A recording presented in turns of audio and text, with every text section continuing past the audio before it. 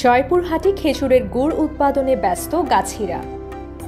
চলতি বছর শীত মৌসুমে তীব্র শীত আর ঘন কুয়াশায় জয়পুরহাটের জনজীবন স্থবির হয়ে পড়লেও ব্যস্ত সময় পার করছেন গাছিরা। বিভিন্ন এলাকায় খেজুর গাছ থেকে রস সংগ্রহ করছেন তারা। এরপর সেই রস থেকে তৈরি করছেন গুড়। আগামী ৩ মাস ধরে চলবে এই রস সংগ্রহ। দেশের বিভিন্ন জেলা থেকে এখানে গাছ কাটতে আসেন গাছিরা। তাদের সাথে কথা বলে জানা যায়, কার্তিক মাসে বিভিন্ন এলাকায় খেজুর গাছে হাঁড়ি পেতেছেন তারা। আশ্বিন মাসের 15 তারিখে আসছে, আসে গাছ ঝোড়া চাষা করছি। কার্তিক মাসের 15 তারিখে হাঁড়ি দেওয়া আরম্ভ করছি। আমরা 5টা লোক গাছ কাটি, 5টা লোকের ডেলি রস হয় 30 মণ, 30-35 মণ। আইনে জাল দিই গুড় টুড় বানাই। প্রতিদিন গুড় হয় 120-30 কেজি। জয়পুরহাটের গুড়ের নাম ডাক থাকায় দূর দূরান্ত থেকে গুড় কিনতে আসছেন সাধারণ ক্রেতা ও ব্যবসায়ীরা। এখানকার গুড়ের মান ভালো হওয়ায় বাড়িতে আত্মীয় স্বজন বেড়াতে এলে বা পিঠা তৈরি করা হলে এখান থেকে গুড় সংগ্রহ করেন তারা।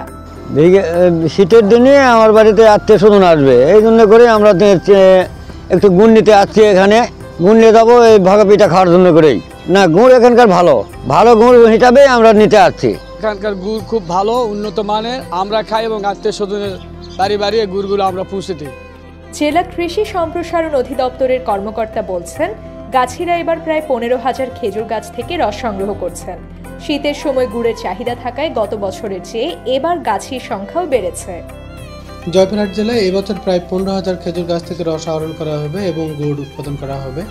জয়পুরহাট জেলার এই খেজুর গুড়ের চাহিদা এবং জনপ্রিয়তা দিন দিন বৃদ্ধি পাচ্ছে এবং উৎপাদনও দিন দিন বৃদ্ধি পাচ্ছে। এবছর আমরা প্রায় 180 থেকে 200 মেট্রিক টন গুড় উৎপাদন হবে বলে আশাবাদ ব্যক্ত করতেছি।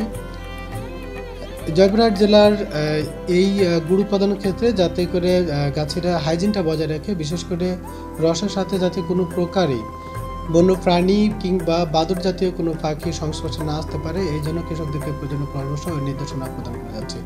চলতি মৌসুমে এই জেলায় 200 টন গুড় উৎপাদনের প্রত্যাশা করছে কৃষি বিভাগ। গুড় উৎপাদন করার ক্ষেত্রে বাদুড় বা এই জাতীয় প্রাণী রসের সংস্পর্শে যেন না আসে, সেদিকে নজর দেওয়ার পরামর্শ দিচ্ছে কর্তৃপক্ষরা।